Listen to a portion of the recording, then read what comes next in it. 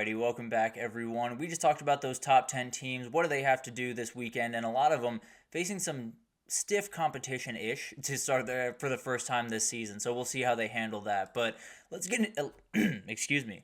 Let's get into some questions heading into week 5 because I have a lot of them. And I want to start with a couple of things that have just happened kind of on the periphery as we get ready for week 5. And Hugh Freeze has been a big topic of conversation, that is for sure. I talked about this a little bit yesterday, but wanted to jump back into it just to give a little bit more of an explanation. And this is a really complicated one. If you did miss it, after the Arkansas game, Hugh Freeze in a press conference essentially just said he needs to find quarterbacks that won't throw picks and running backs that won't fumble. He was very, very blunt about that and was very honest. And people had an issue, no doubt about that. So did I, to a certain extent. I don't necessarily love the way he handled it. I don't necessarily think it's the correct way to handle it. The thing is, he's not wrong. I think that's the thing that everyone's trying to battle here. He's not wrong by any means. He does need to find that. There's no two ways about that. The thing is, he could have done it in the offseason. Everyone was yelling at him to possibly get a quarterback because Peyton Thorne might not be enough. And I want to be very, very clear. I agree with his decision to keep Peyton Thorne. This team is very far away from where they need to be. They are not just I realize he's wearing a Liberty shirt in that. Apologies. But this Auburn team is not where they need to be right now. And it's not just a quarterback away. It's not just inserting a guy at quarterback that totally changes things. You have to have a lot more. And I think going after it in 2025 is still the very right decision. No two ways about that. I do think attacking the portal this offseason and then going to work in 2025 is going to be the way that Auburn is going to be successful.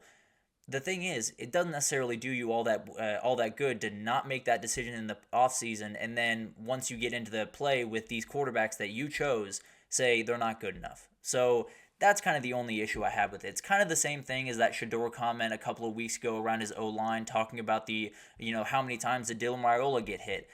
He's not wrong, and I don't have an issue necessarily with the sentiment of that statement. What I have a problem with is it doesn't necessarily encourage Peyton Thorne and Hank Brown to come back and work their hardest the next day. It doesn't necessarily encourage Jarquez Hunter and all these elite running backs to come back the next day and really put in all for this coach. So that's really the only issue I have. I do think he's made the right decision by keeping all these guys here and not going out and breaking the bank on a quarterback this offseason. But I do think there are certain things that just could be handled a little bit better. I don't think Peyton Thorne's running out of the locker room feeling really excited to play the next game for Hugh Freeze. I guess I'll put it that way. So it's not necessarily I have too much of an issue with it because this is professional sports. It's going to be tough love at certain points. It's going to be tough at certain points. But I also don't think it's necessarily the way you want to go about it if your quarterbacks are going to have to play that next game for you. So it's one of those things that I don't necessarily have an issue with it. I think other people, if you do, I don't necessarily have an issue with you having an issue with it. So it's kind of in between for me. I think more than anything else, just probably not the best thing to say in front of the media. I guess I'll leave it at that as of right now. Who has the most to prove this weekend, or who can prove the most this weekend? I think it's got to start with Illinois. When you talk about going on the road to a Penn State team, you're underdogs by 19.5 points, and you have every ability to totally change this season. It's about as on the table for them as really anyone else this week. I understand that Alabama game, Georgia game, they have a ton to prove in that one. Illinois can prove that they're not only a team that's really fun to watch, a team that's a cool story, they're a real contender. They're going to be able to compete for the Big 12. They're going to be able to compete for a CFP spot, and once they get there, you might just not want to draw their name. So it's going to be really interesting to watch this game, and if they can get a win, then a lot changes in a hurry. I can promise you that. And then you got Ole Miss. I think Ole Miss has an ability that if this offense executes at the level they have been the first couple of weeks against Kentucky, there's not a defense in the country that's going to be able to really stop this team. Kentucky's not the best defense in the country by any means. They're really good. And if Ole Miss can just get it rolling and beat this team by 21 points and score 42 points in the process, it could get ugly for pretty much every team that Ole Miss faces down the road. And then you got a Kansas State team because they just took a really tough loss away from home where a lot of things just didn't go their way.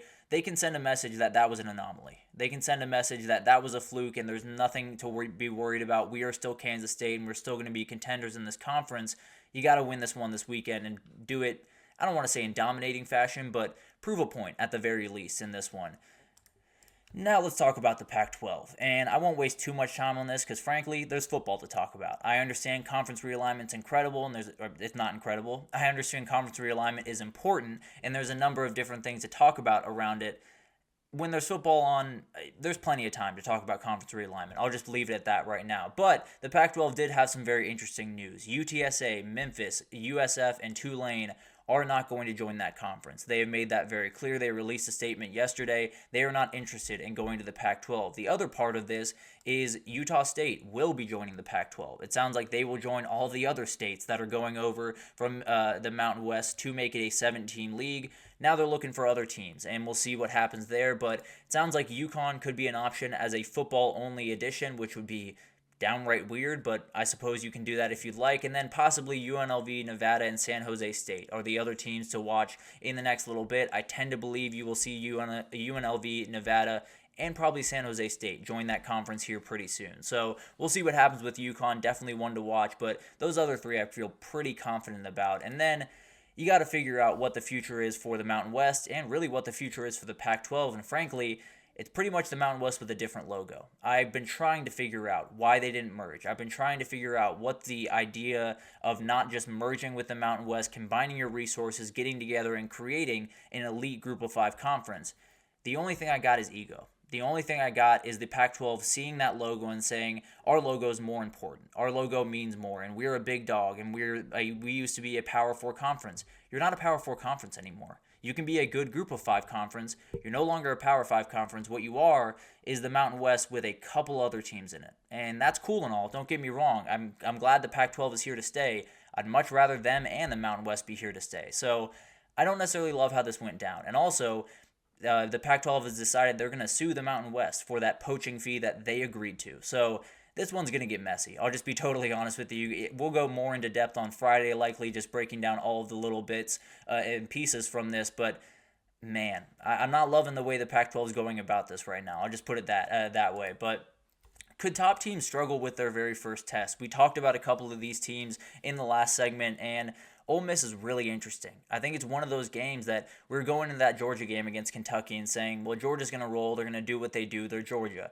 And Kentucky caused a lot of problems. And now Georgia helped them out quite a bit in that game. And Ole Miss obviously does have an advantage having seen that game before they go play this team. But this one's dangerous. It's one of those games that you could look up in the third quarter, in the fourth quarter, and you see Ole Miss trailing by 7.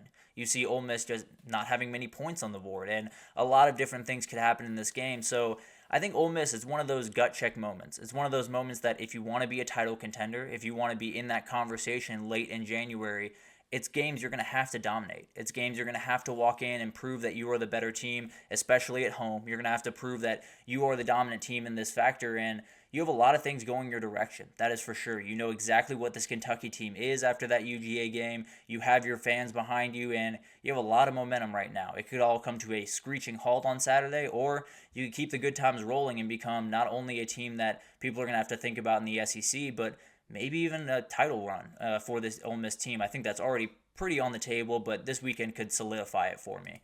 And then you got Ohio State. This is an interesting one as well. I don't think Michigan State is quite as good as Kentucky by any means, but I do think this one is interesting because Aiden Childs is on the other sideline. This is the place where you'd see a couple of those little holes start to form in the Ohio State defense. I don't think they're going to be massive, and I don't think Michigan State's going to score a lot of points in this game.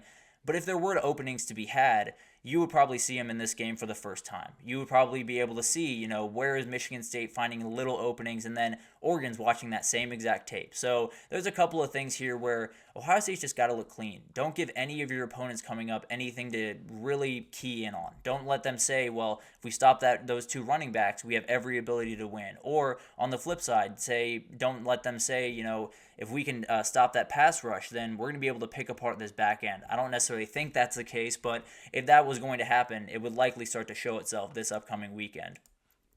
How big is this UGA-Alabama matchup? And I can't express how much I love this game enough.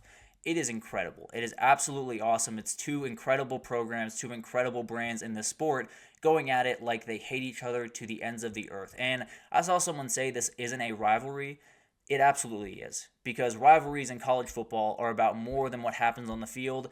This is about way more than what happens on the field on Saturday. It's about people that live right next to each other, putting up their Georgia, putting up their Alabama flag, and going at each other for a Saturday. It's going to be incredible to watch this one go down, and it's going to be tense moments across the states of Alabama and Georgia for about 3.5 hours on Saturday night. But Georgia's lost 8 of the last 9 against Alabama, and they did get that one big-time win in that championship game in 2022, but Kirby is 1-5 against the Tide. He needs to get this win, and I understand Nick Saban's out the door. Prove that was the difference. Prove that Nick Saban being on that sideline was the only reason that you weren't able to get it done against Alabama in the past, and prove that you are the team that is going to go forward as the class of the SEC. For Alabama, it's just about keeping where you are, because I know Nick Saban's out the door.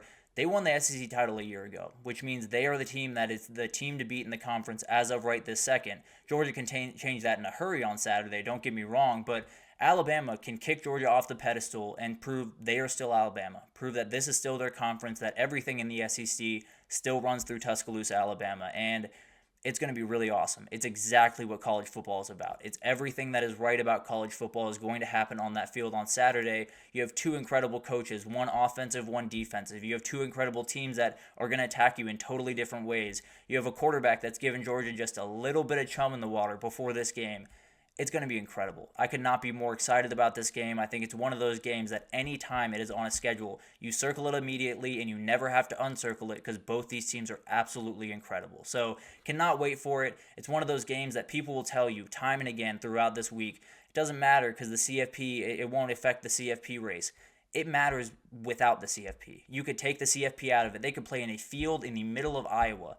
This one would matter. Because those guys lacing up those shoes, those guys buckling those chin straps, got recruited by both of these teams, and they hate the other one. I can promise you that, and there's fans across both these states that hate the other one as aggressively as you could possibly imagine they hate anything. So this one's special. It's not about the CFP on Saturday. It's not about the postseason. It's not about anything other than that game right there, and it's going to be incredible to watch. And then finally, what's the Group of 5 game of the week?